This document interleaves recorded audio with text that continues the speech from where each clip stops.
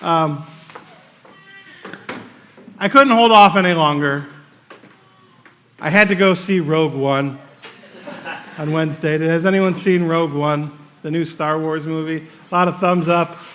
I thought it was fantastic. I thought it was the greatest movie ever made, and I had heard nothing but great things about it.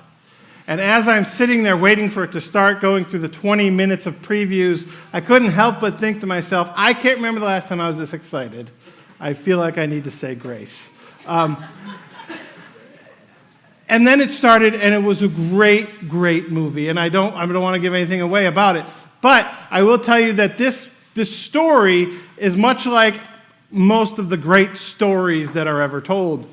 There is a reluctant hero who ends up doing something great, not realizing that they were capable of it, and when the task was first laid before them, saying, I don't think this is for me. And I think the Bible is full of stories like that, of reluctant heroes, people who are placed in a specific place and time to do something great and saying, I don't really think I'm up for this. I don't think that I'm the right person to do this. And I think if we look back through the Old Testament, we can find this time and time again. You look at Moses and the burning bush where God literally talks to Moses through a burning bush and says, hey, listen, I realize you don't think that you're called to do this, but I am telling you now in the most dramatic and craziest ways I can think of to tell you that I need you to do this. Think of Noah. You want me to build a what? I think of David being up against Goliath and saying, but he's twice the size of me. And God saying, just trust me. And then I get to the Christmas story, and I think of the reluctant heroes of our Christmas story. And I think first of Joseph. Joseph, who has this grand plan to marry, is that right? To marry Mary. That didn't sound weird when I wrote it. But as then everything is a wrench is thrown into everything, and suddenly she's pregnant, and he's like, I don't know what to do. And so an angel visits him and says, you still should follow through. Trust God. But then I think about Mary. I think about Mary, the young woman in our manger scene, who was given this great task as a young woman. God shows up and says, Mary, I need you to do this thing. And Mary says, well, wait a second. First off, this doesn't even make sense how this is going to happen. And why me? Why me? Why do you want me to do this thing and kind of ruin the plans that I have? I don't know that I'm the right person for this. And God reassuring Mary, no, you are the one. I need you to do this thing.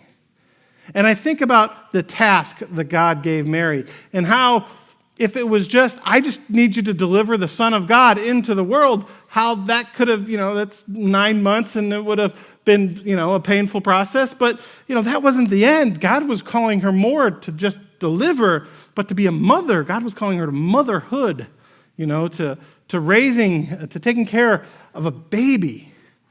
Our daughter turned 18 months old last week, and she went to the doctor, the pediatrician, and as the pediatrician walked in, she was drawing, and she can draw circles with her crayons. And the doctor's like, wow, that's 2 to 3-year-old stuff. And I'm like, that's right. But then I think that, Jesus was a baby, and I immediately think, well, I wonder if Jesus could draw circles at 18 months, But that, Mary literally rose this baby to be a little boy and then had to discipline the Son of God as a little boy because, you've never met a little boy that hasn't had to been disciplined, right? And then, but motherhood, and I realize that many of you were called, and I hope you feel this way, that you were called by God to be parents. But I also hope that that was on your terms. Where this wasn't on her terms. This was God coming to her and saying, I need you to do this. And it involved so much to the point of watching her son die. This reluctant hero of the Christmas story. But of course, there's one more reluctant hero in this story. The baby himself. The baby himself, who for 30 years kind of lived a normal life. And for 3 years went around kind of doing amazing things. But we find his reluctance in the Garden of Gethsemane the night before he's crucified. He knows it's coming. But he turns to God one last time and says, Lord, I really don't want to die on a cross. It's going to be painful. And I don't want to go through that. And if there's another way, please let me know. But if that's what you want me to do, I'll do it. And so we have the greatest of reluctant heroes as well in this story. This whole story, the whole Bible itself, is full of reluctant heroes, people doing things they didn't know they were able to, but trusting God. And I think what we need to hear is that we too are being called by God to do something great. Each and every single one of us are called by God to do something great. When we are baptized, anybody remember the day they were baptized? I know a lot of you were just little ones. I was a little one too. But I'm guessing that when I was there, somebody lit a candle and handed it to my parents or my godparents and said the words, "Let your light so shine before others so that they may see your good works and glorify your Father in heaven." That is the baptismal calling that each of us have, that God has called us to do something great. And now is the time to do it. Now is the time to be the light of the world, to shine Christ's light into the dark places of this world, because we all know people who are stuck in darkness and who need to know that the dawn is on its way. Now is the time to shine the love of God into the places in our world where we find indifference and hatred.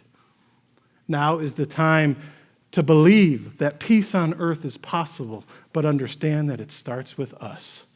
And now is the time to shine the hope of Christ into the places in our world where there is hopelessness and doubt.